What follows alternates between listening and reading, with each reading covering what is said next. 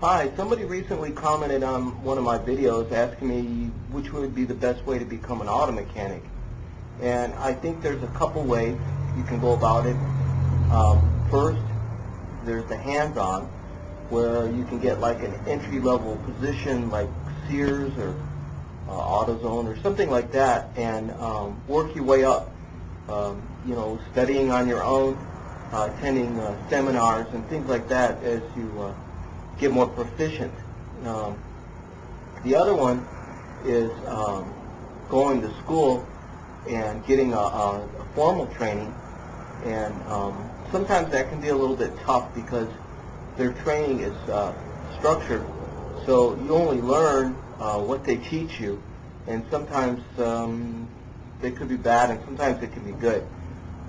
There's never any replacement for knowledge. I mean, going to school is a good thing, but at the same time, if you get the hands-on, you'll have a tendency to, I think, learn a little bit because you're actually seeing and doing, and that, I think, is a better way to go to some point. I'm more or less the hands-on. I had a entry-level position at a gas station. It was one of my first jobs, and I was basically the grease monkey. And I watched the tune-up guy and got interested in tune-up, and from that point on, that's always been my interest, is engine performance and engine tune-up. There's other areas of the auto mechanics field, brakes, suspension, transmissions, rear ends. So not only are you a mechanic, but you can be specialized in a certain field. And it's really up to the individual to pick what field that they're happy with and comfortable with, and kind of just learn the best you can in that field. Like I said, it's always interesting for me to have a car come in and misfire or running rough and find out it's a valve or a timing chain or something like that, and then you go ahead and you fix the problem, and it runs good, and it's really rewarding. I've never been that much of a transmission guy, although I'm learning now with my race car. I have to know the transmission end of it, so I'm building the transmissions myself.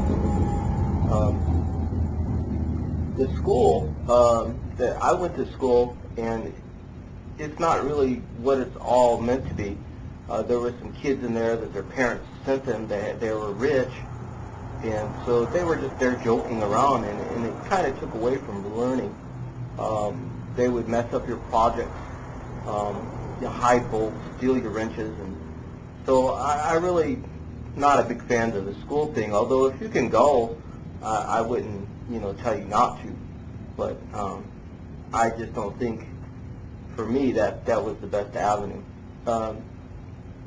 I've been working on cars, for a bunch of years, and I always learn something new. The new cars, have 5, 6 computers in them, and when I first started working on cars, they would, it had an alternator and a starter, and that's about it as far as electrical thing goes, And now you can have a shorted coolant sensor, and it shares the same ground with the throttle position switch, and you'll have a problem in the throttle position switch, and you'll be troubleshooting the throttle position switch. In reality, it's the coolant sensor. So that end of it gets kind of tough and gets tricky, and the only way you learn some of that stuff is by hands-on. There's nothing a school's going to teach you, and come out there and say, hey, this is what's going to fix it, because it just doesn't work that way. Every car is kind of like a person sometimes. They're different. They do different things. So there's not always a rule of thumb that what fixes the Ford fixes a Chevy, and so on and so forth. So electronics nowadays is really, really something to behold. One of the biggest things that they had, the biggest improvements in the cars when I first started working on them was the disc brakes. So, in 1982, they started putting the computers in the cars, at least American cars anyway, and the computer feedback carburetors, and so things started to pick up quite a bit. And since then, the technology is just quadrupled to the point where the car will diagnose itself somewhat and kind of give you a code and then send you on the trail of how to fix it. So some things are good that come out of all the new technology, but